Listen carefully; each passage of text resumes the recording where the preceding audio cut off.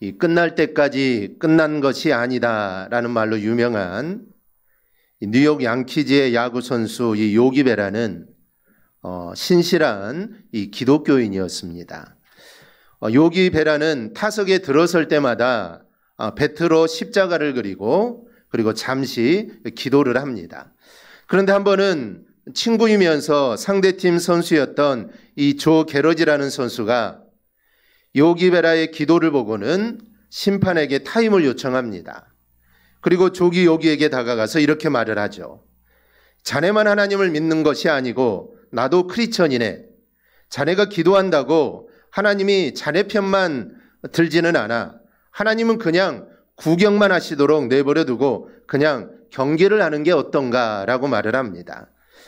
이 조는 같은 성도로서 이 타석에 들어설 때마다 요기 베라가 자신의 신앙을 어필하는 게 이게 불편했던 겁니다. 이 말을 들은 이 요기 베라는 이렇게 대답을 합니다. 하나님은 구경만 하는 것을 싫어하시는 분이야. 아니 관중석에서 앉아 있기를 오히려 거부하시는 분이지. 하나님은 그라운드에서 우리와 함께 뛰기를 원하신다네. 자네와 나 우리는 서로 믿는 하나님과 함께 경기를 하면 되는 것이네. 이렇게 말을 합니다. 여러분, 하나님과 함께하는 삶에서 성공과 실패보다 여러분 더 중요한 게 있습니다. 하나님과 함께하는 성도의 삶은 패배와 고난에도 하나님의 영광을 드러내게 됩니다. 이기게 하시면 감사한 것이고 만약에 실패하게 한다면 지면은 하나님이 또 힘을 주사 다음에 이기게 하실 것을 믿고 또 감사를 합니다. 그러므로 하나님이 드러나게 됩니다. 이것이 성도의 올바른 신앙의 모습입니다. 고린도전서 10장 31절 말씀을 보면 너희가 먹든지 마시든지 무엇을 하든지 다 하나님의 영광을 위하여 하라라고 말씀합니다. 즉 우리는 무엇을 하든지 하나님을 우리는 드러내야 합니다. 초대교회 성도들이 예수를 믿는다는 이유로 사로잡혀 사형장으로 끌려갑니다. 이제 곧 사자에게 찢겨 죽게 될 겁니다. 아니면 화형을 당하게 되죠. 여러분 얼마나 두렵고 얼마나 떨리겠습니까? 죽음 앞에는 장사가 없습니다. 하지만 그들은 아주 당당하게 경기장으로 들어갑니다. 그들의 얼굴에는 두려움이 없습니다. 오히려 그들의 얼굴에는 웃음이 있고 그들의 얼굴은 기쁨의 얼굴입니다. 그러한 그들의 모습을 보고 이 콜로세움에 모여있던 로마인들은 당황을 했을 겁니다. 그들이 두려워하며 울며 경기장으로 들어올 줄 알았는데 오히려 그들은 웃으면서 기쁨의 얼굴로 경기장에 들어오죠. 그리고 이러한 모습을 보고 예수를 믿는 사람들이 생기게 됩니다. 결국에 어떻게 됩니까? 하나님이 드러나게 된 것이죠. 만약 이들이 고난 속에서 두려워하고 만약에 도망가려고 했다면 사람들이 이들이 믿는 하나님을 우습게 봤겠죠. 아무것도 아니라고 했을 겁니다. 자기를 따르는 백성조차 구하지 못한 그런 무능한 신이라고 아마 그들은 하나님을 아마 손가락질했을 겁니다. 하지만 이들은 당당했습니다. 사람들을 두려워하지 않았죠. 사자도 두려워하지 않았습니다. 불에 타는 어떠한 죽음도 그들은 두려워하지 않습니다. 결국 이들은 죽음으로 하나님을 크게 드러냈던 겁니다. 우리도 이렇게 살아야 될 줄 믿습니다. 여러분, 나의 환경은 여러분 그렇게 중요하지 않습니다. 내가 하나님을 드러낼 수 있는 내가 좋은 직장에 있느냐 아니면 내가 하나님을 드러낼 수 없는 그런 직장에 있느냐 하지만 여러분 이거는 중요한 게 아닙니다. 하나님이 나를 그곳에 보내셨다면 나는 바로 그곳에서 하나님을 드러내야 하고 하나님의 영광을 우리는 드러내야 합니다.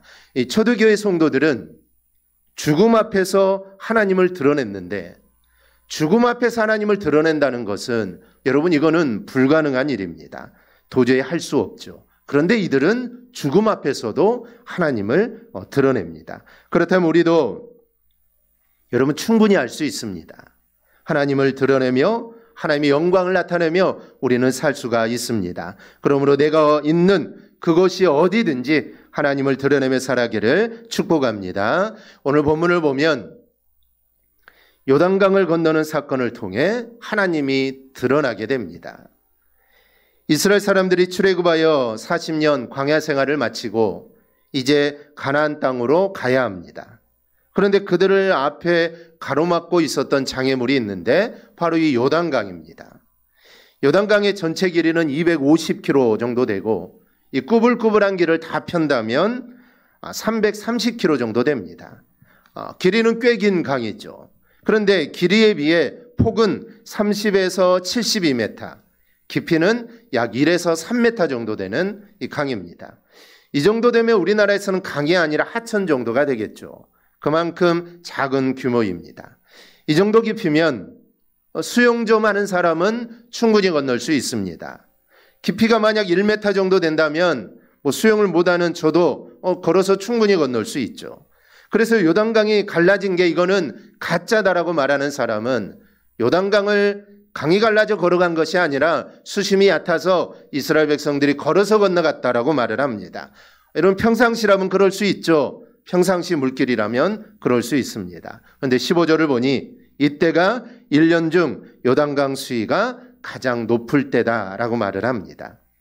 이 정도 폭과 수위에 1년 중 가장 물이 많고 넘칠 때라면 여러분 아무도 건너갈 수 없습니다. 우리가 장마철에 자주 경험을 하죠. 평상시에는 아무렇지도 않는 강물이 장마철에 돼가지고 물이 불어나면 어떻습니까? 평상시는 아무렇게나 건너갔던 물, 이 정도쯤이야 장마라고 해서 이 정도쯤이야 건너갔다가는 물살에 휩쓸려 죽을 수도 있습니다. 더구나 이 사람들은 40년 동안 강이라는 것은 구경도 못한 사람들이 여러분 태반입니다. 그러니 이 강이 얼마나 무섭겠습니까? 그런데 하나님은 다리를 만들거나 우예대로를 말씀하지 않고 법궤를 앞세우고 요단강을 걸어서 건너라라는 것이죠. 200만 명이나 되니 다리 놓는 거 쉬운 일일 겁니다. 그리고 우예로도 충분히 갈 수 있습니다. 그런데 하나님은 건너라는 것이죠. 요단강을 건너는 방법도 여러 가지가 있을 거고 시기도 선택할 수 있는데 하나님은 요단강 수위가 가장 높을 때 요단강을 건너라고 합니다. 아무리 생각해 보아도 이게 상식적으로 이해가 되지 않습니다. 그럼 하나님이 왜 이렇게 하셨을까요? 좋은 날도 있고 여러 가지 방법이 있는데 왜 지금 넘실대는 그 요단강을 걸어서 건너라 하셨을까요? 여기에는 하나님의 의도가 있습니다. 즉 이스라엘 백성들의 하나님은 믿음을 지금 시험하고 계신 겁니다. 도저히 불가능하죠. 도저히 할 수 없는 상황입니다. 그런데 하나님은 하라는 것이죠. 이거는 바로 이스라엘 사람들의 믿음을 시험하는 겁니다. 이들의 시험을 통하여 우리가 배워야 할 게 있습니다. 첫째는 하나님을 앞세우고 사는 신앙을 우리는 배워야 합니다. 본문 3, 4절을 보면 요단강을 건너는데 그냥 건너라는 게 아니라 법궤를 앞세우고 건너가라고 합니다. 법궤를 맨 제사장들은 이스라엘 사람들보다 2000규빗 약 900m 정도 앞서가라고 합니다. 이런 명령을 받은 제사장들은 법궤를 메고 요단강으로 들어갑니다. 그리고 백성들은 2000규빗 약 900m 뒤에서 이제 따라가게 되죠. 그러자 놀라운 일이 벌어집니다. 16절입니다. 곧 위에서부터 흘러내리던 물이 그쳐서 한 곳에 쌓이고 온전히 끊어짐에 백성이 여리고 앞으로 바로 건널세. 제사장 발이 요단강물에 잠기자마자 요단강물이 끊어집니다. 홍해하고는 좀 다르죠. 홍해는 갈라진 후에 건넜지만 지금은 그렇지 않습니다. 법궤를 맨 제사장들이 넘실대는 요단강에 들어가야 요단강물이 갈라지게 되죠. 상류쪽으로는 물이 쌓이기 시작합니다. 놀랍고도 엄청난 일이 벌어지게 된 것이죠. 지금 요단강을 건너고 있는 이 사람들은 홍해의 기적을 보지 못한 사람들입니다. 왜냐하면 출애굽이 1년쯤 되었을 때 그들은 가나안을 정탐하게 되죠. 그런데 정탐꾼은 하나님의 말을 믿지 못하고 불신하게 되는데 그때 하나님의 징계를 받아 20세 이상 청년들은 모두 다 광야에서 다 죽은 상태입니다. 그러니 지금 요단강을 건너고 있는 이들은 홍해의 기적을 보지 못한 사람들이죠. 만약에 홍해의 기적을 본 사람들은 어떤 생각을 했을까요? 이번에도 하나님이 이 요단강을 아마 갈라지게 하실 것이야 라는 기대를 가지고 있었을 겁니다. 그런데 이들은 홍해의 기적을 보지 못했기 때문에 그들은 아마 두려움을 가지고 있었을 겁니다. 그리고 강이라는 것도 처음 봅니다. 그 강의 물이 강둑을 넘쳐서 막 넘실대고 있으니 이게 얼마나 두렵겠습니까? 그런데 제사장을 따라 그 강으로 들어가라는 것입니다. 잘못했다가는 꼼짝없이 죽을 상황입니다. 그럼에도 사람들은 제사장을 따라 요단강을 건너서 강으로 들어갑니다. 여기에 바로 하나님의 은혜가 있습니다. 이들은 지금 하나님의 임재의 상징인 이 법궤를 따라 요단강으로 들어갑니다. 그러자 놀라운 기적이 일어나죠. 우리의 삶의 현장도 여러분 동일합니다. 우리의 삶의 현장에서 하나님을 따라가면 여러분 놀라운 일이 일어납니다. 기적과 같은 일이 일어날 줄 믿습니다. 그런데 조건이 있습니다. 그것은 하나님을 앞세우고 하나님을 따라가야 한다라는 조건입니다. 그런데 문제는 우리가 하나님을 따라가지 않고 내 자신을 앞세워 가려게 하는데 여기에 문제가 있습니다. 내 생각을 앞세우고 그리고 내 뜻을 앞세우는 게 문제가 있습니다. 분명한 하나님의 뜻이 있음에도 불구하고 자꾸만 내 생각을 앞세우고 내 뜻을 앞세웁니다. 여러분 아브라함을 보십시오. 히브리서 11장 8절을 보면 아브라함은 하나님께 부름을 받았을 때 순종하여 장래 유업으로 받을 땅에 나아갈새 갈 바를 알지 못하고 나아갔다라고 말씀을 합니다. 아브라함은 고향과 친척을 떠나면서도 자신이 가야 할 곳이 어딘지 아브라함은 몰랐습니다. 그런데도 아브라함은 떠났다는 것이죠. 그리고 아브라함은 이런 믿음은 절대로 변하지 않았습니다. 중간에 잠깐 흔들리기도 했지만 그는 끝까지 하나님만을 바라보고 나아가게 됩니다. 이렇다 하나님만 바라보고 하나님만 앞세우고 하나님의 뜻만 따라가면 놀라운 일이 생기게 됩니다. 창세기 12장 5절을 보면 마침내 가나안 땅에 들어갔다라고 기록되어 있습니다. 하나님이 가라고 했지만 그 땅이 어딘지 알 수가 없습니다. 하지만 하나님만을 믿고 하나님이 가라고 하니 아브라함은 무작정 따라가죠. 그런데 하나님이 마침내 도착하게 하셨다라는 겁니다. 여러분 동방 박사들을 보십시오. 그들은 하나님 보여주신 별을 따라갑니다. 그래서 아기 예수님을 만나죠. 그런데 그들은 별을 따라가다가 별을 놓친 적이 있습니다. 왕이 태어날 곳은 예루살렘이라는 자기 생각 때문이죠. 그래서 그들은 예루살렘으로 갑니다. 그래서 헤롯 왕을 찾아가죠. 왜냐하면 왕이 태어났다면은 아마 이 왕궁에서 태어났을 거라는 동방 박사들의 자기들의 생각이죠. 그래서 헤롯 왕에게 예수님, 유대인의 왕이 어디에 태어났느냐라고 묻게 되죠. 여러분 이 한마디의 물음 때문에 어떤 일이 일어납니까?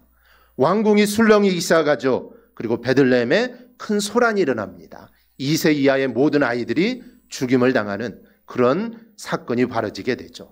유대인의 왕이 어디서 태어났냐? 이 한마디에 그런 일들이 일어났다라는 것이죠.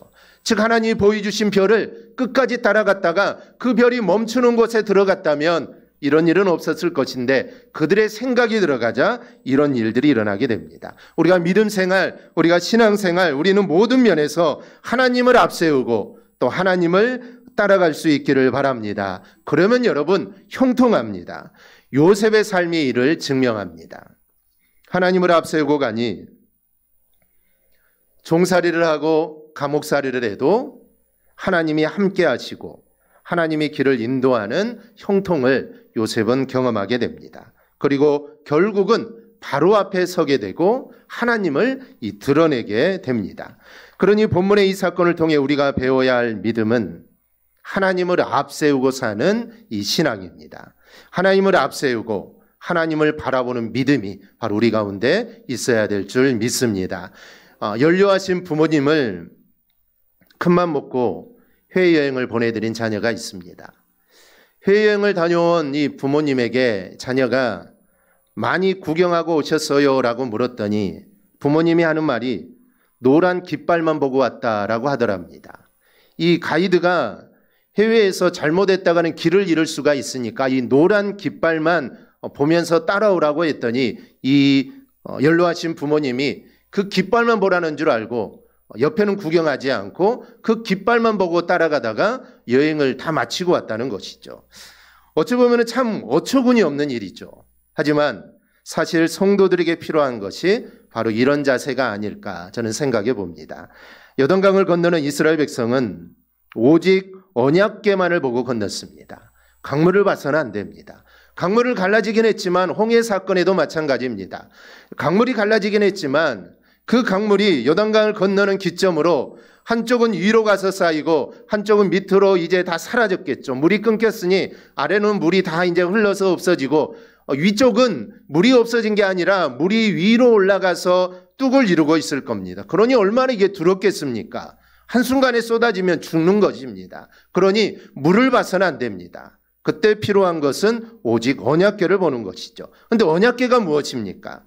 오늘 말씀을 보면 언약궤는 하나님 여호와의 언약궤라고 합니다. 그냥 나무 상자가 아닙니다. 그냥 어떤 물건이 아닙니다. 이 언약궤는 하나님 여호와의 언약궤입니다. 즉 언약궤는 하나님의 임재를 상징하죠. 그러므로 언약궤를 바라봐야 한다는 것은 하나님을 바라본다는 겁니다. 오직 하나님만을 바라봤을 때 요단강을 건널 수 있습니다. 이스라엘은 가나안에 들어가기까지 오직 하나님만을 바라봐야 합니다. 언약궤만을 바라봤습니다.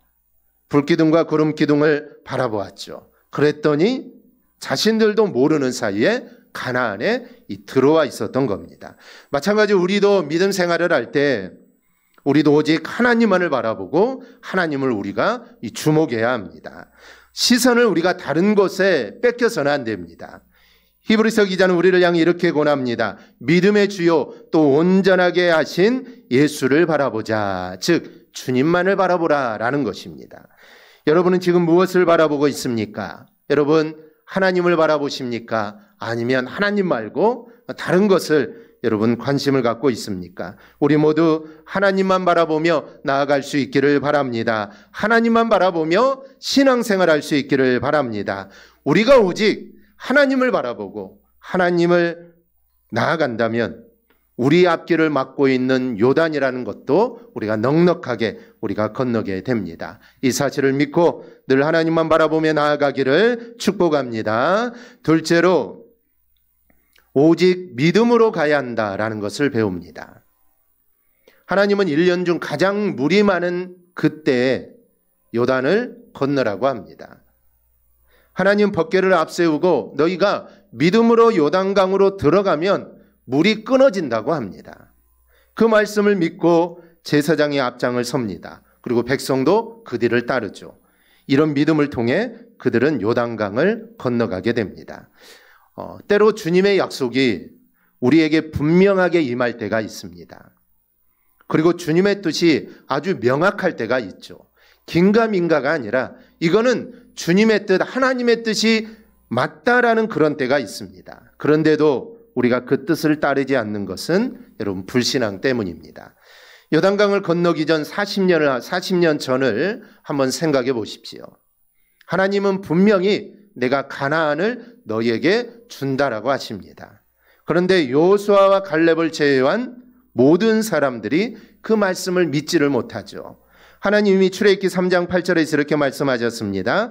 내가 내려가서 그들을 애굽인의 손에서 건져내고 그들을 그 땅에서 인도하여 아름답고 광대한 땅, 젖과 꿀이 흐르는 땅, 곧 가나안 족속, 헷 족속, 아모리 족속, 브리스 족속, 히위 족속, 여부스 족속의 지방에 데려가려 하노라. 그리고 모세는 백성들에게 수없이 말을 들려주었습니다. 그리고 12명을 뽑아 가나안을 정탐하게 했더니 하나님 말씀대로 그 땅은 너무나도 좋은 땅이었습니다. 그런데 그 땅에는 이미 강대한 민족이 살고 있었죠.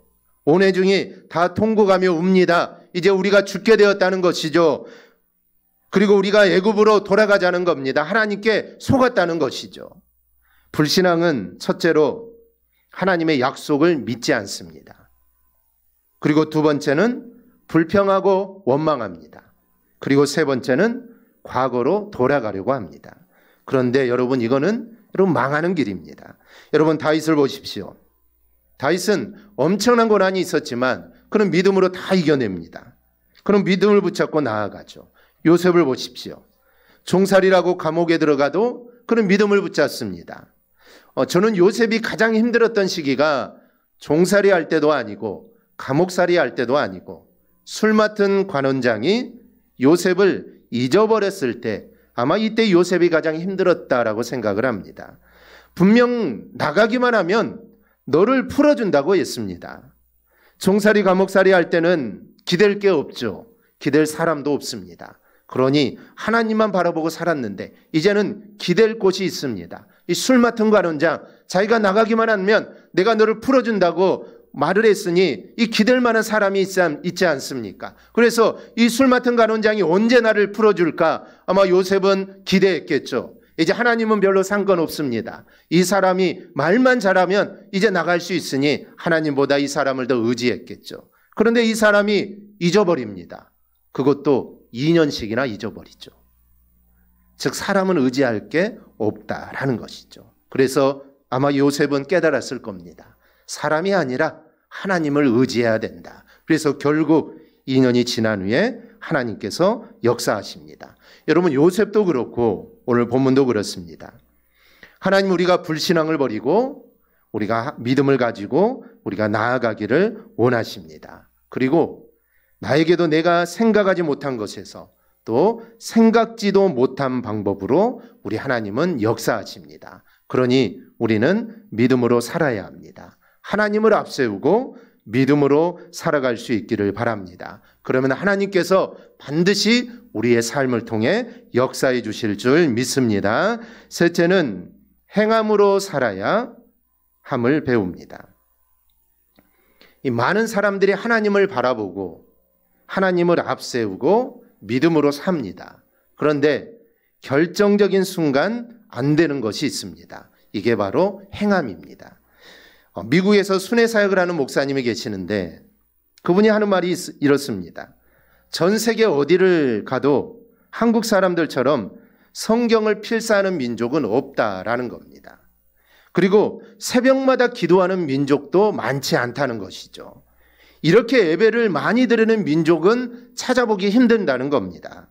그런데 이렇게 열정적인 신앙생활을 하고 있는데도 한국 성도들처럼 순종이 없는 민족도 드물다는 겁니다. 또 다툼이 많고 분열이 많은 교회가 드물다는 겁니다. 기독교 연합단체가 이렇게 많은 나라도 없답니다. 한국 기독교 교단이 200개가 넘는다고 하는데 아마 정확히는 알 수 없지만 아마 이보다 훨씬 더 많을 겁니다. 그런데 모든 교회, 이 수많은 기독교 연합단체가 하나됨을 위해서 기도하죠. 용서와 양보를 기도합니다. 그런데 삶에서는 그런 일들이 일어나지 않죠. 다 하나님을 바라보고 믿음을 앞세우는데 이게 삶에서는 나타나지 않는다는 것입니다. 이 목사님이 이야기하기를 한국 많은 분들이 심혈을 기울여 성경을 필사하여 가보로 남기기를 원한다고 합니다. 그런데 정말 가보로 남겨야 할 것은 성경이 아니라 말씀에 대한 순종이라고 한다고 합니다. 말씀에 순종하여 일한 것을 가보로 남겨주어야 한다는 것이죠. 지금 이스라엘 사람들은 물에 대한 공포와 두려움을 이기고 요단강으로 발걸음을 옮깁니다. 그것을 보시고 하나님은 무엇라고 하십니까? 한 지파에 돌 한 개씩 12개를 요단강에서 주워다 기념비를 세우라고 하십니다. 어떤 목사님이 이 말씀을 이렇게 이야기하시더라고요. 광야에 있는 돌하고 요단강 안에 있는 돌은 다르다는 겁니다. 여러분 다르겠죠? 요단강 안에 있는 돌은 어떻게 생겼을까요? 반질반질하겠죠. 광야에 있는 돌은 뾰족뾰족하겠죠. 모나 있겠죠. 왜 하나님이 많은 돌 중에 왜 요단강 안에 있는 그 둥글둥글한 돌을 왜 가져다가 기념하려고 했을까라고 하시면서 아마 이스라엘 후손들이 이 둥글둥글한 돌을 보면서 이 돌은 좀 다르죠. 그래서 물을 거라라는 겁니다. 아마 광야에 있는 돌이나 가나안에 있는 돌과 똑같이 생기면 그냥 돌이 쌓여져 있는 보다라고 생각할 텐데 이 돌은 다르다는 겁니다. 이 돌은 왜 이렇게 반질반질할까? 왜 이렇게 둥글둥글할까? 그래서 하나님이 요단강에 있는 돌을 가져다가 그걸 쌓아서 나중에 자손들이 물어볼 거라는 겁니다. 왜 이 돌은 이렇게 둥글둥글합니까? 라고 물어보면 그때서야 이 이야기를 해주라는 겁니다. 그렇지 않으면 자손들이 물어보지 않겠죠. 그래서 하나님이 하신 일을 기념하라는 것입니다. 그런데 그 기념 안에는 이스라엘 백성들의 순종이 포함되어 있습니다. 여러분, 과보는 바로 이런 게 과보입니다. 신명기 32장 7절을 보면 옛날을 기억하라, 역대의 연대를 생각하라, 내 아버지에게 물으라, 그가 내게 설명할 것이요 내 어른들에게 물으라, 그들이 내게 말하리로다. 즉 이렇게 말할 것이 있고 설명할 것이 있어야 합니다. 이 도를 보고 설명해 줄 수가 있겠죠. 우리에게도 이런 설명해 줄 수 있는 것들이 있어야 합니다. 우리가 순종함으로 이런 이야기를, 간증을 많이 만들어내는 그런 복된 삶이 될 수 있기를 바랍니다. 미국의 국회의원이었던, 그리고 민주당 후보로 대통령 선거에도 이 3번이나 나갔던 윌리엄 제닝스 브라이언이라는 사람이 있습니다. 이 사람이 이집트의 카이로를 방문한 적이 있습니다. 곳곳에 이집트의 유물들을 살펴보다가 한 골동품 가게에서 3,000년이 지난 곡식 자루에 들어있는 콩알 하나를 발견하게 됩니다. 결국 이 3,000년이 지났으니 돌처럼 딱딱해졌겠죠. 그래서 호기심이 생겨서 푼돈을 주고 그 3,000년이 지난 콩알 하나를 사오게 됩니다.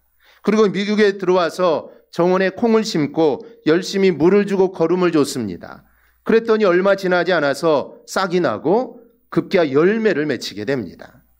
나중에 미국의 대통령 후보로 나와서 위대한 보통 사람이다라는 평가를 받을 정도로 미국 사람들에게 참 영향력 있는 정치를 했던 이 제닝스는 가는 곳마다 복음을 전합니다.